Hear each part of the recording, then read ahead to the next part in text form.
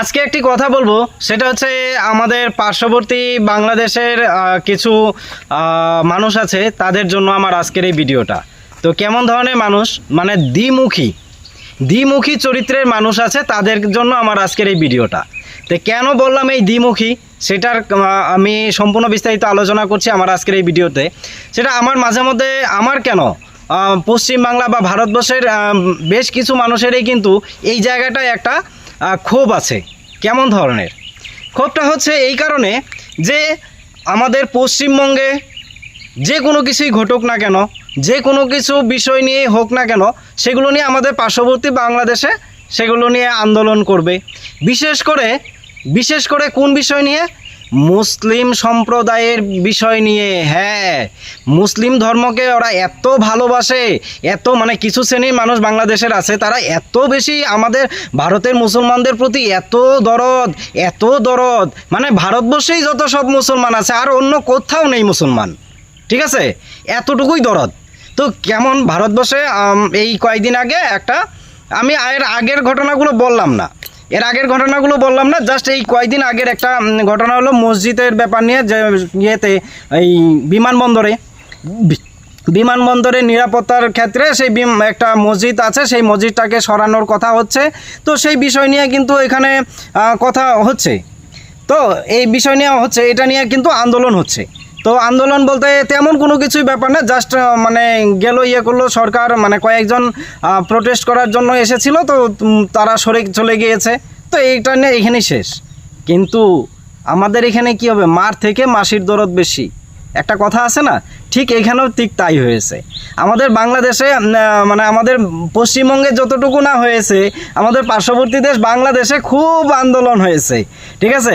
একদম পুরো ব্যানার ট্যানার লাগিয়ে আমাদের এক মন্ত্রী তার জন্য ফাঁসির দাবি করছে ওখান থেকে, হ্যাঁ, এর প্রতিবাদ করছে। তো আরও অনেক কিছু, কত বাবা, আমার তো দেখে খুব ইয়ে লাগছে, আমি তো ভয় পেয়ে গেছি। প্রথমে তো আন্দোলনটা যখন আমি মানে টিভি চ্যানেলে যখন আর কি আমি ইয়েটা দেখছিলাম, তখন আমি মনে করলাম যে এটা কি আমাদের পশ্চিমবঙ্গে হচ্ছে নাকি, পশ্চিমবঙ্গের কোথায় এত বড় আন্দোলন হয়ে যাচ্ছে। তো আমি তো অবাক হয়ে গেলাম। তারপরে আমি দেখলাম যে না, এটা আমাদের পশ্চিমবঙ্গে না, এটা হচ্ছে আমাদের পার্শ্ববর্তী দেশ বাংলাদেশে। তো আমি তাদেরকে একটা সাজেশন দিব, এতই যদি তোমাদের বাংলাদেশে থেকে নিয়ে যদি ভারতের রাজনীতি বা ভারতের বিষয় নিয়ে তোমাদের এতই যদি মাথা ব্যথার বিষয় থাকে, এতই যদি দরদ থাকে, তাহলে আর এত আলাদা করে দেশ দেখানোর কি দরকার আছে? একসাথে হয়ে যাও না, চলে আসো পশ্চিমবঙ্গে, মানে ভারতেরই একটি অঙ্গরাজ্য হয়ে যাও। ভারতের জন্যই তোমাদের যত সব প্রাণ কাঁদে, ভারতের জন্যই তোমাদের হয়, এত কিছু দরদ হয়। তাহলে ওই জায়গায় থাকার দরকার নেই, চলে আসো, আগে যেমন ছিল ঠিক আগের মতন চলে আসো, ঠিক আছে।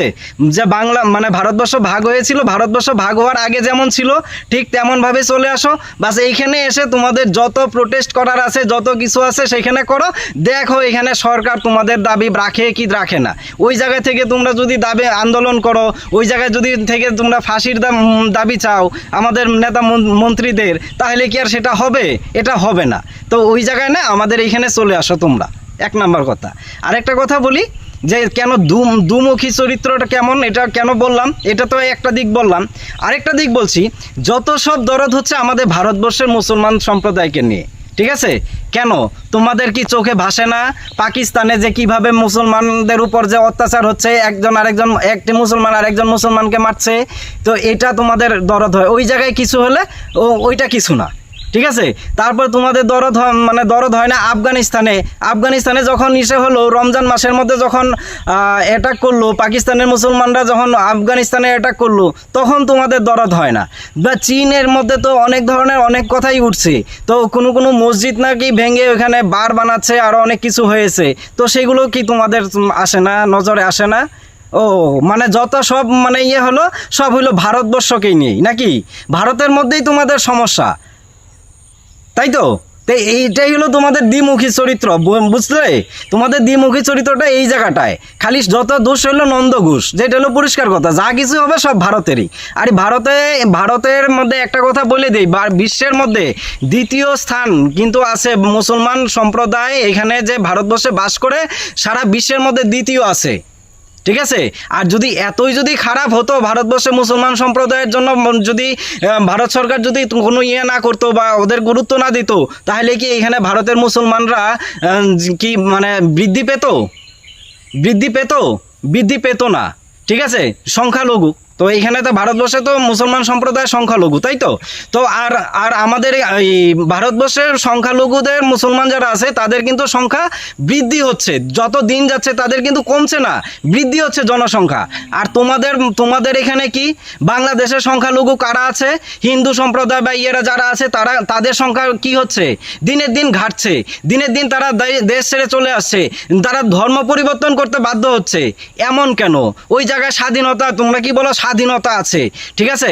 আর স্বাধীনতা কোথা থেকে? একটা রাম মূর্তি বানাচ্ছিল, সেই মূর্তি দেখে তোমাদের এতই ভয়, এতই পাওয়ার, রামের পাওয়ার, তোমরা এতই ভয় পেলে সেই মূর্তিটা বানাতেই দিলে না, বরঞ্চ যে বানাচ্ছিল তাকে বিভিন্ন ধরনের উল্টাপাল্টা কেস করে তাকে মানে জেলে ভর্তি করে দিলে। এইগুলো হ্যাঁ করবে না। যদি মানবতা নিয়ে কোনো কিছু ব্যাপার থাকে তবেই সেটা করো, সেগুলো নিয়ে আন্দোলন করো, সেগুলো নিয়ে কথা বলো। আমাদের যদি এতই মানে মানবতার জন্য প্রতিবাদ করো, মানুষের জন্য যদি তোমাদের এতই দরদ থাকে, তাহলে আমি বলি যে বাংলাদেশে, তোমাদের দেশে যে সমস্ত সংখ্যালঘু আছে, যা হিন্দু সম্প্রদায় বা খ্রিস্টান ইয়েরা আছে, তো তাদের উপর যখন অত্যাচার হয় বা তাদের উপরে যদি কোনো ধরনের ইস্যু হয়, তোমরা কেন আন্দোলন করো না? তোমরা কেন প্রতিবাদ করো না? ওই তোমাদের নিজের দেশেরটা নিয়ে করো না, অন্যটা নিয়ে এত চিন্তা করতে হবে না।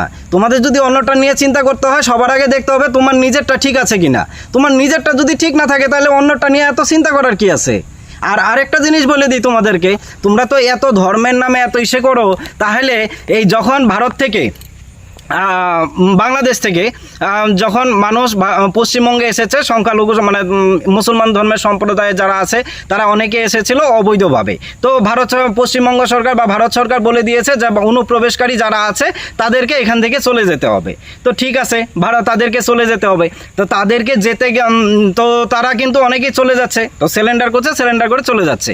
আর তোমরা পুশ ইন পুশ ব্যাক এগুলো ইসে করছো না। আজকে তোমাদের এটা নিয়ে হচ্ছে, আরে তোমাদের এখানে খেতে পারছি না বলে, ওখানে কাজ নেই বলে, ওর জন্যই তো ভারতবর্ষে এসেছে, এসে এখানে কর্মসংস্থানের কাজের জন্য এসেছে, কাজ করেছে, এখানে কাজ করেছে, বাংলাদেশে টাকা পাঠিয়েছে, করেছে কি না? করেছে। তো এখান থেকে সুবিধা নিচ্ছে, ওখানে গিয়ে করছে, ওখানে করছে, ওই জায়গার বাসিন্দা তোমাদের বাংলাদেশেরই। আর ওরা যখন বর্ডার থেকে ভারত সরকার যখন বলেছে, তারপর যখন ওরা বর্ডারে গিয়েছে, তোমরা তখন কি বলেছো? যে না, আমাদের না, আমরা নিব না, এরা আমাদের না। অথচ ওরা বলে দিচ্ছে যে আমাদের বাড়ি এই জায়গায়, আমাদের বাড়ি এই জায়গায়, আমার বাবার নাম এই হলো, মেম্বারের নাম, সব কিছু বলে দিচ্ছে। তারপরেও বলো যে না, এরা আমাদের না, হলো ভারতেরই নাগরিক। ওই জায়গায় তখন ওই ধর্মের, তখন তোমাদের মুসলমান ধর্মের প্রতি তখন তোমাদের দরদ থাকে না, তখন ওদের প্রতি তোমাদের, ওরা তো মুসলমান ধর্মেরই, তো ওরা তো গেটের মধ্যে কাঁটাতারের ওখানে আটকে আছে, ওরাও তো মুসলমান ধর্মের। তখন কেন তোমাদের ধর্মের দিক দিয়ে তোমাদের হয় না, মানে ব্যথা লাগে না? কেন ব্যথা লাগে না? তো উচিত কথা, এগুলো হলো বাস্তব কথা, বুঝতে পেরেছো? তো খারাপ লাগলেও কিছু করার নেই, কিন্তু এগুলো জিনিস আমাদের খারাপ লাগে। আমাদের ভারতবর্ষ থেকে এর স্বাভাবিক, এক দেশের থেকে আরেক দেশের লোক এসে এখানে থাকবে, এখানে থেকে সুযোগ সুবিধা নিবে, এটা কি হবে? এটা কতদিন কোন সরকার করবে? তোমরা না বলেছিলে যে তোমাদের এখানে 27 লক্ষ না কত লক্ষ ভারতীয় আছে? তোমরাও বলো, বের করে দাও, চলে আসবে। কিন্তু তাই বলে একতরফা হবে না, সব দিক থেকে হতে হবে, ঠিক আছে? শুধু একতরফা না, শুধু ভারতের দিকটাই হবে না। তোমরা সব সারা বিশ্বের যেগুলো ঘটনা ঘটছে ওই সমস্ত দেশের গুলো নিয়ে কেন করো না? পাকিস্তানে হচ্ছে, এগুলো নিয়ে কেন করো না? এটা ভাই না ভাই। আর এই ভারতবর্ষের তো এলো নিজের ভাই, তাই তো? আর ওইগুলো তো পরের ভাই না? ঠিক আছে বন্ধুরা, আজকের আমার এই ভিডিওটা এমনভাবেই আমার বলতে হলো, তার কারণ আমি এই জিনিসগুলো আমি লক্ষ্য করছিলাম, আমি সেটা মানে কয়দিন যাবতই ভাবছিলাম বলবো, কিন্তু বলতে পারছিলাম না একটু ব্যস্ততার জন্য। কিন্তু এমন জিনিসটা হওয়াটা কি ঠিক? একটু কমেন্টস করে বলবেন যে আমি কথাগুলো বললাম সেগুলো ঠিক বললাম না ভুল বললাম। যদি ভুল থাকে অবশ্যই শুধরে দিবেন, আমাকে বলে যাবেন, আমি কমেন্ট বক্সে বলবেন। আমি কোনো জায়গায় ভুল থাকে সেটা আমি দেখে নিব। তো আজকের মতন আমার ভিডিওটি এইখানেই শেষ করছি। জয় হিন্দ, ভারত মাতা কি জয়।